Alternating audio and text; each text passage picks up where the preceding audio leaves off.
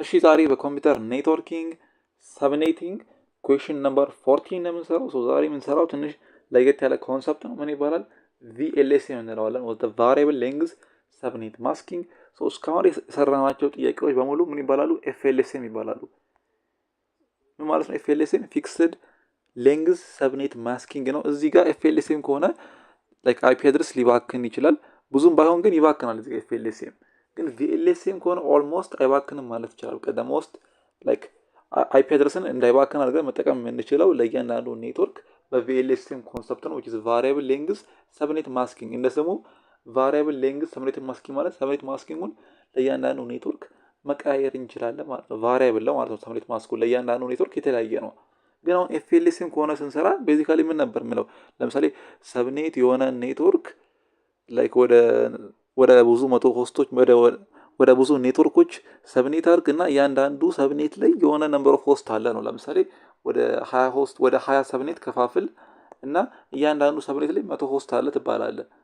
100 ሆስት እያንዳንዱ ሰብኔት ላይ ምን አለ? 100 ሆስት አይቀያየርም። በቃ ልክ እንደዛ ነው። ኤፍኤልኤስኤም ከሆነ እንደዛ ነው።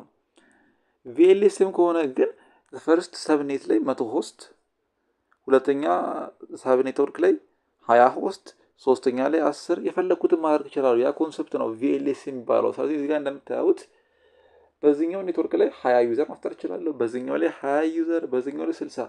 በዛኛው ኮንሰፕት ቢሆን አይቻልም። በዛኛው ኮንሰፕት ይቻላል። ለእያንዳንዱ ኔትወርክ ወይም ለእያንዳንዱ ሰብኔት ዘሴም ነምበር ኦፍ ሆስት ነው። ለምሳሌ 20 ሆስት ከሆነ አንደኛው ሰብኔት ላይ ለዚህኛውም 20 ሆስት አድርጋችሁ ሰብኔት አድርጎ ነው የምትባሉት። በኤፍኤልኤስኤም ከሆነ ሰብኔት የሆነን አይፒ አድረስ ኢንቱ ዲፍረንት ሰብኔት ኮንቴኒንግ ላይክ 20 ሆስት ትባላለች ወይም 100 ሆስት ምናምን። ቪኤልኤስኤም ከሆነ ግን እንደምታዩት እዚህ ኔትወርክ ላይ 20 ዩዘር አለ ይለያል። እዚህ ጋር 60 ዩዘር አለ፣ እዚህ ጋር 80 ማድረግ እንችላለን።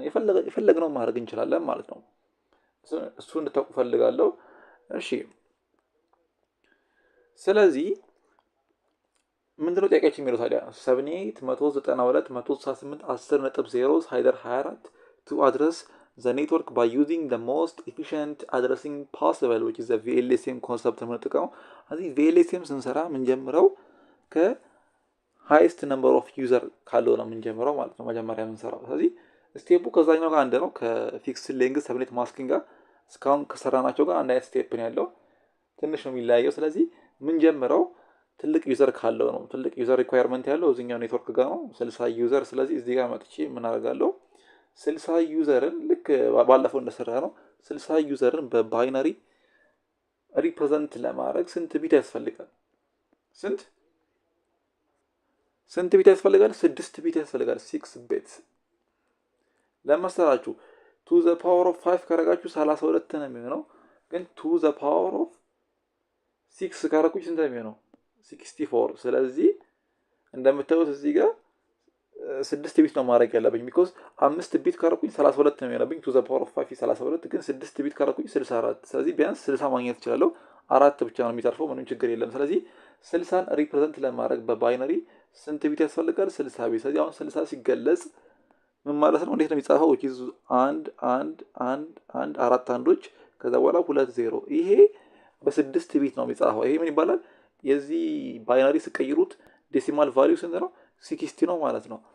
ስለዚህ እንደዚህ አድርገናል። ከዛ ቀጣዩ ምንድነው ማድረግ ያለብን? ስለዚህ እዚህ ጋር እኮ የሚለው ምንድነው? ሆስት አይደል እንዴ? ካስታውሳችሁ እንዳትረሱ፣ ሁሉ ጊዜ ሆስት የሚገናኘው ከምን ጋር ነው? ዘ ነምበር ኦፍ 0 ነው። ሆስት ሚንስ ምንድነው? ቱ ዘ ፓወር ኦፍ ኤን ዌር ኤን ኢዝ ምን? ኤን ኢዝ ዘ ነምበር ኦፍ ዜሮስ አይደል? ይሄን ብዙ ጊዜ ተናግሬዋለሁ። ስለዚህ ሆስታችን the number of host is equals to the power of n ብያለሁ which is to the power of ስንት n ያደረገው 6 to the power of 6 ስናደርግ of course 64 ነው የሚሆነው። እኛ ሆስታችን 60 ዩዘር ነው፣ ምንም ችግር የለም። 4 ብቻ ነው የሚባክነው። VLSM በጣም ላይክ ሌሎቹን ብንጠቀም ለምሳሌ FLSM which is a fixed length subnet masking የድሮውን ብንጠቀም በጣም ሊባክን ይችላል ማለት ነው። እዚህ ጋር ግን ኦልሞስት በጣም ትንሽ ወይም ኦልሞስት ምንም አይባክንም ማለት ነው VLSM ላይ። ስለዚህ ምንድነው የምናደርገው? to the power of 6 is equal to 64። ስለዚህ 60ን ሪፕሬዘንት ለማድረግ 6 ቢት ግዴታ ነው። ስለዚህ n ማለት ነው n value the number of 0 ብያለሁ። ስለዚህ n value ስንት ነው? 6 ነው። ማለትም 6 0 አለኝ ማለት እኮ ነው። ግልጽ ነው አይደል ያረኩት ነገር?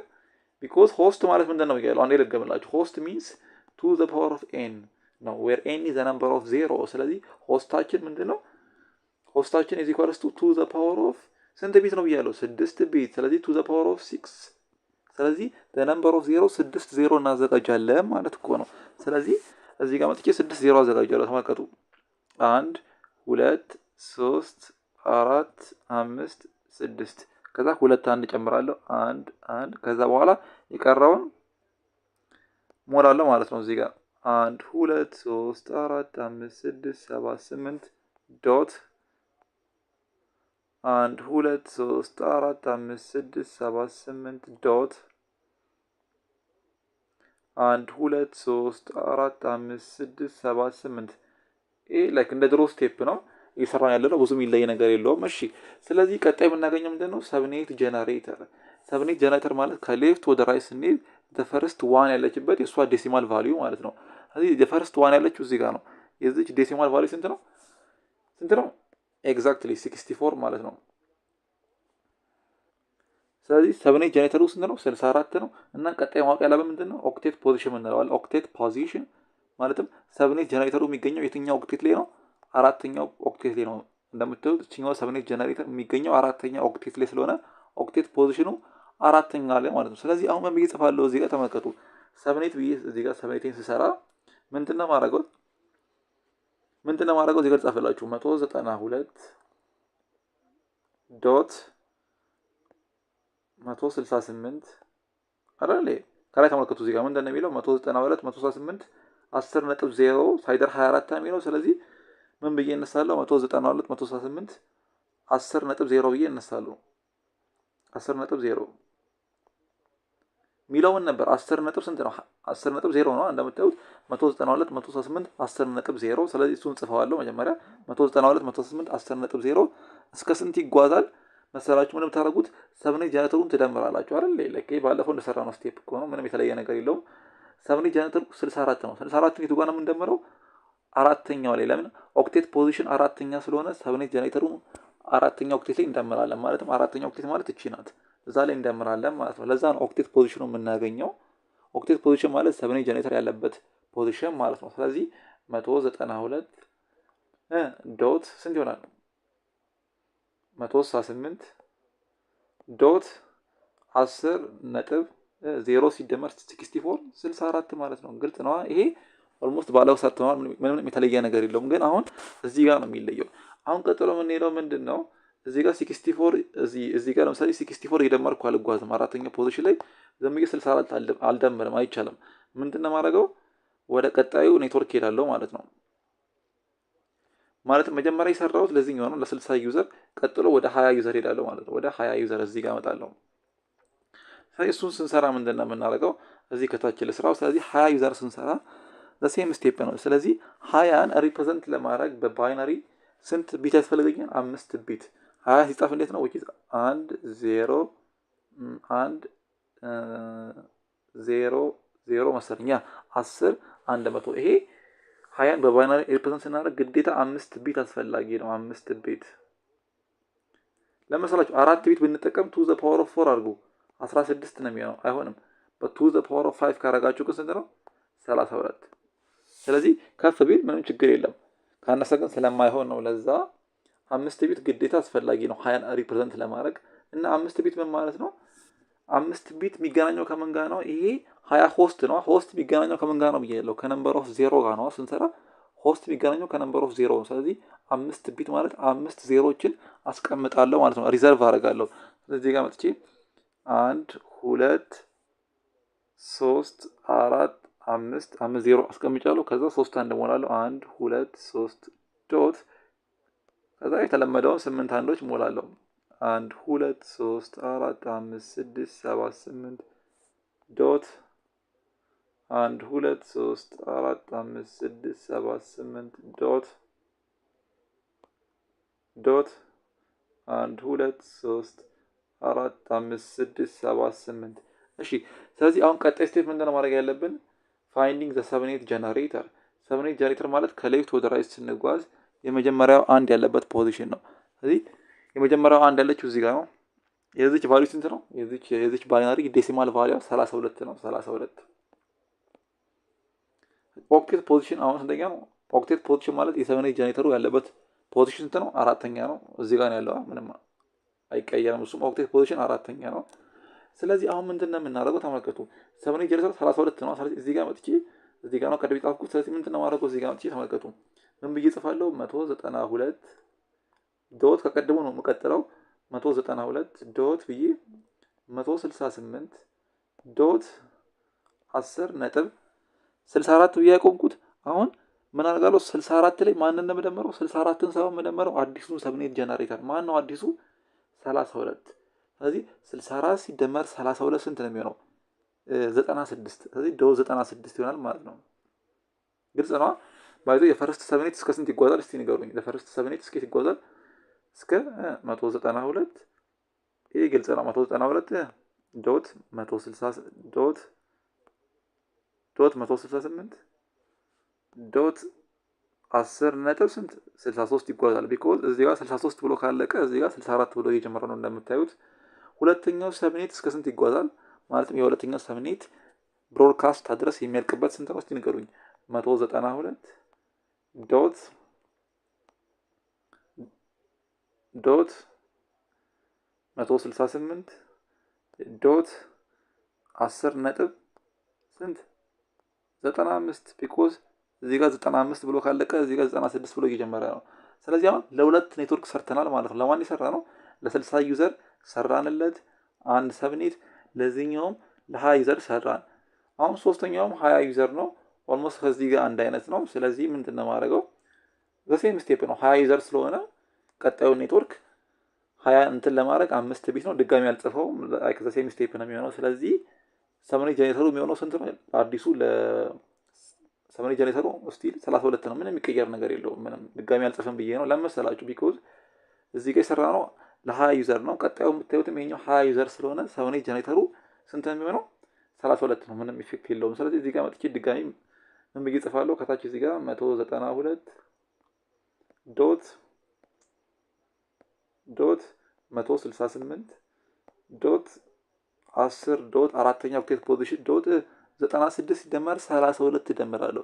96 ሲደመር 32 ስንት ነው የሚሆነው? 96 ሲደመር 32 ስንት ነው? 128። ያ 128።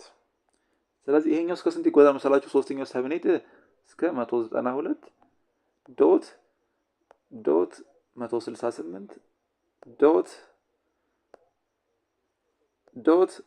10 ዶት 127 ቢኮዝ 127 ብሎ ካለቀ 128 ብሎ ይጀምራል ማለት ነው። ስለዚህ አሁን እንደምታዩት ይሄኛው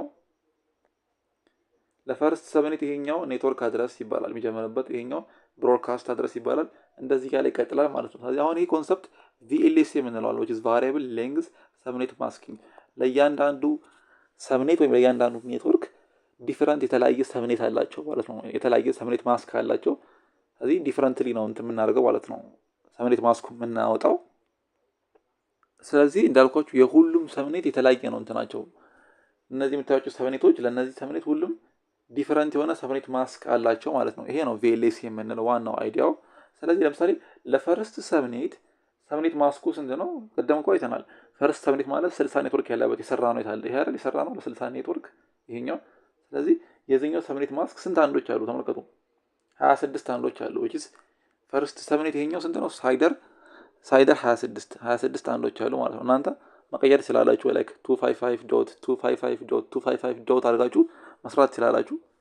ማለትም ሳይደር 26 ሲቀየር ስንት ነው የሚሆነው? ላሳያችሁ። ሳይደር 26 ማለት ሲቀየር ስንት ነው የሚሆነው? ሳይደር 26 ይሄ ማለት ነው። ይሄ የሰራ ነው አላ ሳይደር 26 ማለት ስንት ነው? which is 255 ዶት ይሄኛው ሲቀየር which is 255.255 ዶት እዚህ ጋር ሁለት አንዶች አሉ። ሁለት አንዶች ማለት ስንት ነው? 128 ሲደመር 64 which is 192 ማለት ነው። ስለዚህ ሳይደር 26 ማለት 255 ዶት 255 ዶት 255 ዶት 192። ስለዚህ የመጀመሪያው ኔትወርክ 60 ዩዘር የሰጠንበት ሰብኔት ማስኩ ሳይደር 26 ነው። ወይም ደግሞ ይሄ ነው። ይሄ መጣስ ትችላላችሁ። ከሁለት አንዱ ብዙ እንትን አይለም። እሺ ሁለተኛው እንትንስ ለ20 ኔትወርክ ለዚህኛው የሰጠንበት ለ20 ኔትወርክ የሰጠንበት የሱ ሰብኔት ማስክ ስንት ነው? ይሄውና 20 የሰራ ነው እዚህ ጋር አይደል? ስንት አንዶች አሉ? ተመልከቱ። ስንት አንዶች አሉ? 27 አንዶች አሉ። ስለዚህ ሳይደር 27 ነው ይሄኛው ሳይደር 27።